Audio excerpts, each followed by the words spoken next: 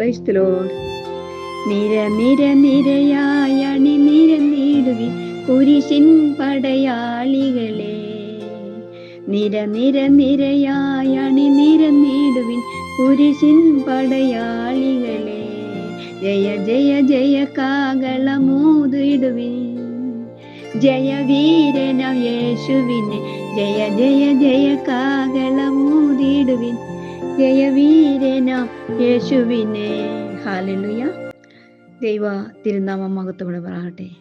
വീണ്ടും നമുക്ക് കൃപ നൗക യൂട്യൂബ് ചാനലിലൂടെ ദൈവത്തിൻ്റെ ജീവനിലൊന്ന് ജീവിപ്പിക്കുന്നതുമായ സമാധാനം, ശാന്തിയും സന്തോഷവും സൗഖ്യവും തരുന്നതായ ജീവന്റെ ഉറവിയാകുന്ന ക്രിസ്തുയേശുവിലൂടെ യാത്ര തുടരുവാൻ ഇന്ന് നമുക്ക് തന്നിരിക്കുന്ന തിരുവചനം വിശുദ്ധ ലൂക്കോസിന്റെ സുവിശേഷം 1-ാം അധ്യായം അതിന്റെ 33-ാം തിരുവചനമാണ്. ആ വരികളിലൂടെ നമുക്കൊന്ന് സഞ്ചരിക്കാം. അവൻ യാക്കോബ് ഗൃഹത്തിന് എന്നേക്കും രാജാവായിരിക്കും, അവന്റെ രാജ്യത്തിന് അവസാനം ഉണ്ടാകുകയില്ല എന്ന് പറഞ്ഞു.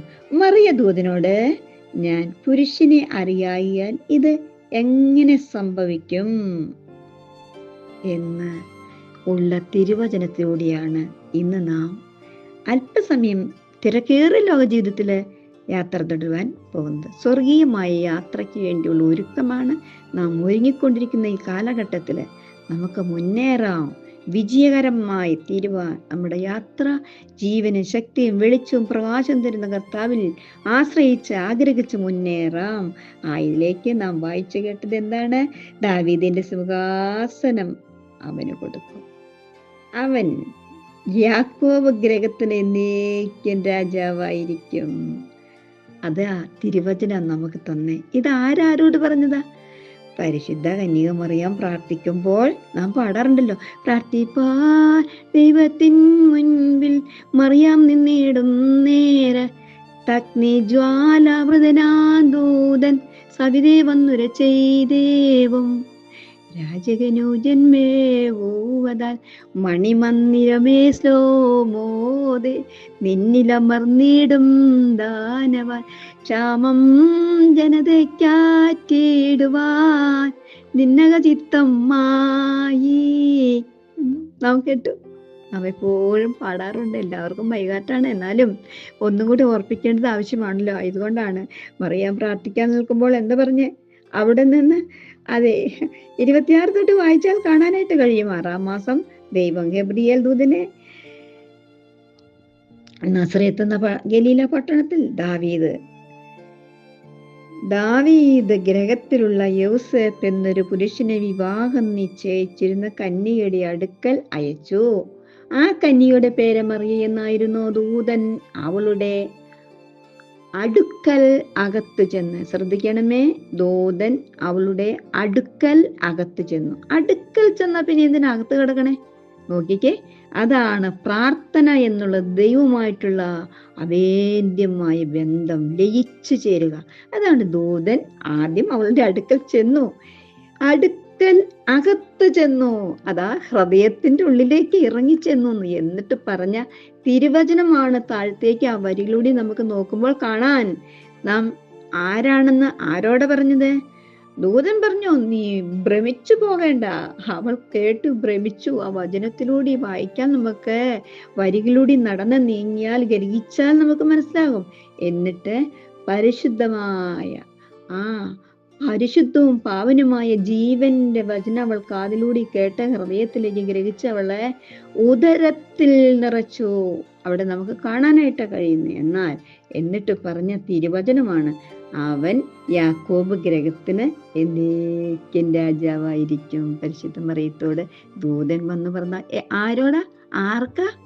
ഹല്ലേലൂയ, യാക്കോബ് ഗൃഹത്തിന്. അതാണ് പറഞ്ഞത്, യാക്കോബ് ഗൃഹമേ വരുവിൻ, നമുക്ക് യഹോവയുടെ വെളിച്ചത്തിൽ നടക്കാമെന്ന് പറയുന്നതിന്റെ ആന്തരികമായ അർത്ഥം അതാണ്. യാക്കോബ് ഗൃഹം, യാക്കോബ് ഗൃഹം എന്നാൽ കർത്താവിന്റെ ജനമാണ്. യെശയ്യാപ്രവചനം 5-ാം അധ്യായം 7-ൽ എന്താ പറയുന്നത്?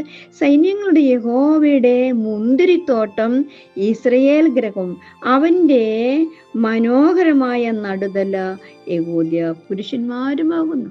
ഒരു തോട്ടമാണ്. ആ തോട്ടത്തിലെ ഓരോ കൊച്ചു കൊച്ചു ചെടികളാണ് നാം, ഓരോ വൃക്ഷമാണ് നാം, ഓരോ യോസേപ്പിനെ പോലെ ഫലപ്രദമായി വൃക്ഷമായി തീരുവാൻ നാം ആഗ്രഹിക്കുവാൻ ആകാംക്ഷയോടെ കാത്തിരുന്നാൽ കർത്താവ് നമ്മെക്കുറിച്ച് ആഗ്രഹിക്കുന്നുണ്ട്. എന്നാൽ ഇവിടെ 5-ാം അധ്യായം യെശയ്യാ പ്രവചനത്തിൽ വായിച്ചാൽ 5-ന്റെ ചില വാക്യങ്ങളിൽ നമുക്ക് കാണാനായിട്ട് 5-ന്റെ 3-ാം തിരുവചനം ഇങ്ങനെ വേണം: ആകയാൽ യെരൂശലേം നിവാസികളെ, യഹൂദ്യ പുരുഷന്മാരുമായുള്ളവരെ, എനിക്ക് എൻ്റെ മുന്തിരിത്തോട്ടത്തിനും മധ്യേ വിധിപ്പി. മുന്തിരിത്തോട്ടം കായ്ക്കുമെന്ന് കാത്തിരുന്ന കാട്ടുമുന്തിരി എത്രേ എന്നാണ് അവരുടെ വചനം വായിച്ചാൽ നമുക്ക് കാണാം. ആ വരികളൂടി സഞ്ചരിച്ചാൽ ഇത് പറയുവാൻ എന്തെന്നല്ലേ? ഈ തിരുവചനം വായിക്കുവാൻ, പഠിക്കുവാനും, ഗ്രഹിക്കുവാനും, ധ്യാനിക്കുവാനും ദൈവം അവസരം തന്നത് എന്തിനെന്നല്ലേ? ഇനിയും അതേ കലവം എല്ലാം നീക്കിക്കളഞ്ഞ് യാക്കോബ് ഗ്രഹത്തിലേക്ക് വരുവാൻ ഏതാളുകൾ, അവസരങ്ങളെല്ലാം അതെ ആഗ്രഹിക്കുന്നു. ആ യാക്കോബ് ഗ്രഹത്തിലേക്ക് വരിക. ആ യാക്കോബ് ഗ്രഹത്തിലാണ് തൻ്റെ സിയോനിൽ ഞാൻ എൻ്റെ രാജാവിനെ വാഴിച്ചിരിക്കുന്നു എന്ന് സങ്കീർത്തനം 2-ാം അധ്യായം 6-ാം തിരുവചനം വായിക്കുമ്പോൾ കാണാനായിട്ട് കഴിയുന്നുണ്ട്. യെശയ്യാ പ്രവചനത്തിൽ അതുപോലെ തന്നെ കാണാം. ശോധന ചെയ്ത കല്ല്, വിലയേറിയ കല്ല്, ആ മൂലക്കല്ല്, യേശു ക്രിസ്തുവാകുന്ന മൂലക്കല്ല് എവിടെ ഇട്ടിരിക്കുന്നത്? സിയോനിലാണ്. അതുകൊണ്ട് സിയോനിൽ ഇട്ടിരിക്കുന്ന കല്ലിൽ വിശ്വസിക്കുന്നവർ ഒരിക്കലും ക്രിസ്തുവേശുവിൽ, ഇതാ പരിശുദ്ധമായ സഭ, സത്യസഭ, ഇത് തിരുവചനത്തിലൂടെ മാത്രമാണ് നാം സഞ്ചരിക്കുന്നത്. ആയതിനാൽ തിരക്കേറിയ ലോക ജീവിതത്തിലേക്ക് നമുക്ക് ഒരു പുതിയ ക്രിസ്തുമസിലേക്ക് നാം വീണ്ടും അത് ഓർക്കുന്ന, സ്മരിക്കുന്ന, യേശു ക്രിസ്തുവിൻ്റെ ജനന ദിവസം ഓർക്കുകയും സ്മരിക്കുകയും ലോകമെമ്പാടും ആഘോഷിക്കുകയും ചെയ്യുമ്പോൾ ഒന്ന് നാം ഓർക്കുക: ഹല്ലേലൂയ, ദൈവത്തെ ഭയപ്പെടുക, അവൻ്റെ മുന്തിരിത്തോട്ടത്തിൽ നല്ല വേലക്കാരായി തീരുവാൻ, ദൈവത്തിന് ഇഷ്ടമുള്ള വൃക്ഷമായി തീരുവാൻ, ഫലപ്രദമായ വൃക്ഷമായി തീരുവാൻ, വിശുദ്ധിയോടും വെടിപ്പോടും വെണ്മയോടും കൂടെ കർത്താവ് അകത്ത് കടന്നു വരുന്നവനാണ്. ആ രാജാവിനെ അറിയുവാനും അനുഭവിക്കുവാനും കാണുവാനും കഴിയുമെന്ന് യേശു പറഞ്ഞു. അത് എന്നെ സ്നേഹിക്കുന്നവർ എന്നെ കണ്ടെത്തും, എന്നെ ജാഗ്രതയോടെ അന്വേഷിക്കുന്നവർ എന്നെ കണ്ടെത്തുമെന്ന് അരുളിച്ചത കർത്താവിൻ്റെ ജീവന്റെ വചനം നമ്മളിൽ നിറഞ്ഞ് കവിയട്ടെ. ആ ക്രിസ്തുവേശു നമ്മുടെ ഓരോരുത്തരുടെയും ഹൃദയത്തിൽ രാജാവായി വാഴട്ടെ. പരിശുദ്ധമായ യാക്കോബയ സഭ അഥവാ ഗ്രഹമെന്ന് പറഞ്ഞാൽ കുടുംബമല്ലേ? ഈ ഭവനത്തിലേക്ക് കടന്നു വരുവാൻ ഏവരെയും സ്വാഗതം ചെയ്യുകയാണ്. ഇതിലേക്ക് ഒരു പ്രാവശ്യം കൂടെ നമുക്ക് ഇപ്രകാരം ദൈവത്തിൻ്റെ വചനം പങ്കുവയ്ക്കാൻ അവസരം തന്ന ദൈവത്തിന് കൊടാനുകോടി സ്തോത്രം, നന്ദി അർപ്പിക്കുന്നു. ശ്രദ്ധിക്കുന്ന എല്ലാവർക്കും ഏറ്റവും അനുഗ്രഹമായി തീരും. ഹല്ലേലൂയ. ദൈവം നമ്മെ അനുഗ്രഹിക്കട്ടെ.